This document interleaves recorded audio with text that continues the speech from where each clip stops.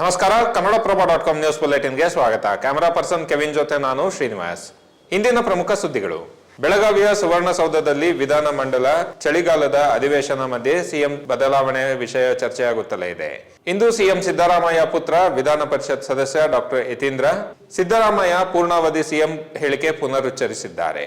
ಬೆಳಗಾವಿಯಲ್ಲಿ ಮಾಧ್ಯಮಗಳ ಪ್ರಶ್ನೆಗೆ ಪ್ರತಿಕ್ರಿಯೆ ನೀಡಿರುವ ಯತೀಂದ್ರ ಸಿದ್ದರಾಮಯ್ಯ, ಮುಖ್ಯಮಂತ್ರಿ ಹುದ್ದೆಯಲ್ಲಿ ಯಾವುದೇ ಗೊಂದಲವಾಗಲಿ ಭಿನ್ನಾಭಿಪ್ರಾಯವಾಗಲಿ ಇಲ್ಲ, ಎಲ್ಲವೂ ಸ್ಪಷ್ಟವಾಗಿದೆ. ನಾಯಕತ್ವದಲ್ಲಿ ಯಾವುದೇ ಬದಲಾವಣೆ ಇರುವುದಿಲ್ಲ ಎಂದು ಹೈಕಮಾಂಡ್ ಸ್ಪಷ್ಟವಾಗಿ ಹೇಳಿದೆ.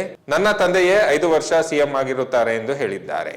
ಯತೀಂದ್ರ ಅವರ ಹೇಳಿಕೆಗೆ ಡಿಸಿಎಂ ಡಿಕೆ ಶಿವಕುಮಾರ್ ಪ್ರತಿಕ್ರಿಯೆ ನೀಡಿದ್ದು, ಇದಕ್ಕೆ ಸಿಎಂ ಅವರೇ ಉತ್ತರ ನೀಡುತ್ತಾರೆ ಎಂದು ತಿಳಿಸಿದ್ದಾರೆ.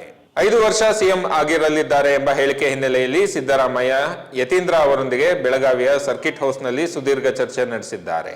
ಈ ಬಳಿಕ ಮಾಧ್ಯಮಗಳಿಗೆ ಪ್ರತಿಕ್ರಿಯೆ ನೀಡಿರುವ ಸಿಎಂ, ಹೈಕಮಾಂಡ್ ಏನು ಹೇಳುತ್ತದೆ ಹಾಗೆ ಕೇಳುತ್ತೇನೆ ಎಂದು ಹೇಳಿದ್ದಾರೆ. ಸಭೆ, ಪಂಚಾಯಿತಿ ಮೂಲಕ ಯಾವುದೇ ವ್ಯಕ್ತಿ, ಕುಟುಂಬ ಅಥವಾ ಕುಟುಂಬ ಸದಸ್ಯರನ್ನು ಸಾಮಾಜಿಕವಾಗಿ ಬಹಿಷ್ಕರಿಸುವುದನ್ನು ನಿಷೇಧಿಸುವ ಮಸೂದೆಯನ್ನು ರಾಜ್ಯ ಸರ್ಕಾರ ಗುರುವಾರ ವಿಧಾನಸಭೆಯಲ್ಲಿ ಮಂಡಿಸಿದೆ. ಈ ಮಸೂದೆ ನಿಯಮಗಳನ್ನು ಉಲ್ಲಂಘಿಸಿ ಸಾಮಾಜಿಕ ಬಹಿಷ್ಕಾರ ಹಾಕುವವರಿಗೆ 3 ವರ್ಷಗಳವರೆಗೆ ಜೈಲು ಶಿಕ್ಷೆ, 1 ಲಕ್ಷ ರೂಪಾಯಿ ದಂಡ ವಿಧಿಸಲು ಅವಕಾಶ ನೀಡುತ್ತದೆ. ಮಸೂದೆಯಲ್ಲಿ 20 ರೀತಿಯ ಸಾಮಾಜಿಕ ಬಹಿಷ್ಕಾರಗಳನ್ನು ಪಟ್ಟಿ ಮಾಡಲಾಗಿದೆ.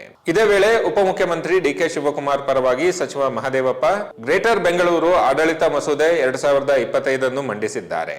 ಈ ಮಸೂದೆಯಲ್ಲಿ ಲೋಕಸಭೆ, ರಾಜ್ಯಸಭೆ, ರಾಜ್ಯ ವಿಧಾನಸಭೆ ಮತ್ತು ರಾಜ್ಯ ವಿಧಾನ ಪರಿಷತ್ತಿನ ಸದಸ್ಯರನ್ನು ಗ್ರೇಟರ್ ಬೆಂಗಳೂರು ಪ್ರಾಧಿಕಾರದ ಸದಸ್ಯರನ್ನಾಗಿ ಸೇರಿಸಲು ಗ್ರೇಟರ್ ಬೆಂಗಳೂರು ಆಡಳಿತ ಕಾಯ್ದೆ 2024ಕ್ಕೆ ತಿದ್ದುಪಡಿ ಮಾಡಲಾಗಿದೆ. ವಿಧಾನ ಪರಿಷತ್ ಸಭಾಧ್ಯಕ್ಷ ಬಸವರಾಜ ಹೊರಟ್ಟಿ ಅವರ ವಿರುದ್ಧ ಕಾಂಗ್ರೆಸ್ ಶಾಸಕ ನಾಗರಾಜ್ ಯಾದವ್ ಭ್ರಷ್ಟಾಚಾರ ಆರೋಪ ಮಾಡಿದ್ದು, ವಿಧಾನ ಪರಿಷತ್ ಸದಸ್ಯರಿಂದ ಪಕ್ಷಾತೀತವಾಗಿ ತೀವ್ರ ಆಕ್ಷೇಪ ವ್ಯಕ್ತವಾಗಿದೆ. ಇದೇ ವೇಳೆ ಸಭಾಧ್ಯಕ್ಷರ ವಿರುದ್ಧ ನೀಡಿರುವ ಆಕ್ಷೇಪಾರ್ಹ ಹೇಳಿಕೆ ಕುರಿತು ತನಿಖೆ ನಡೆಸಲು ಉಪಾಧ್ಯಕ್ಷ ಎಂ ಪ್ರಾಣೇಶ್ ಅಧ್ಯಕ್ಷತೆಯಲ್ಲಿ ಸಮಿತಿ ರಚಿಸಲು ಸರ್ವಾನುಮತದಿಂದ ಸದಸ್ಯರು ಒಪ್ಪಿಗೆ ಸೂಚಿಸಿದ್ದಾರೆ.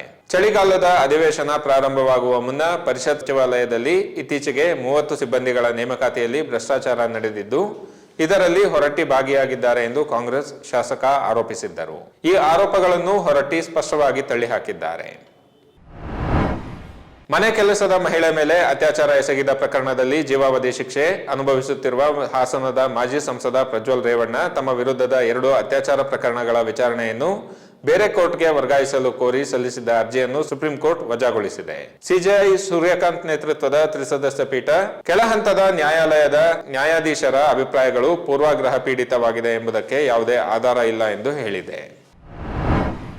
ಸರ್ಕಾರಿ ಆಸ್ಪತ್ರೆಯಲ್ಲಿ ಜನೌಷಧಿ ಕೇಂದ್ರ ಮುಚ್ಚುವ ರಾಜ್ಯ ಸರ್ಕಾರದ ಆದೇಶಕ್ಕೆ ಹೈಕೋರ್ಟ್ನ ಧಾರವಾಡ ಪೀಠ ತಡೆಯಾಜ್ಞೆ ನೀಡಿದೆ. ರಾಜ್ಯ ಸರ್ಕಾರದ ಆದೇಶವನ್ನು ಪ್ರಶ್ನಿಸಿ ರಾಕೇಶ್ ಮಹಾಲಿಂಗಪ್ಪ ಮತ್ತಿತರರು ಅರ್ಜಿ ಸಲ್ಲಿಸಿದ್ದರು. ಈ ಅರ್ಜಿ ವಿಚಾರಣೆ ನಡೆಸಿದ ಧಾರವಾಡ ಹೈಕೋರ್ಟ್ ಪೀಠ ರಾಜ್ಯ ಸರ್ಕಾರದ ಆದೇಶವನ್ನು ರದ್ದುಗೊಳಿಸಿದೆ.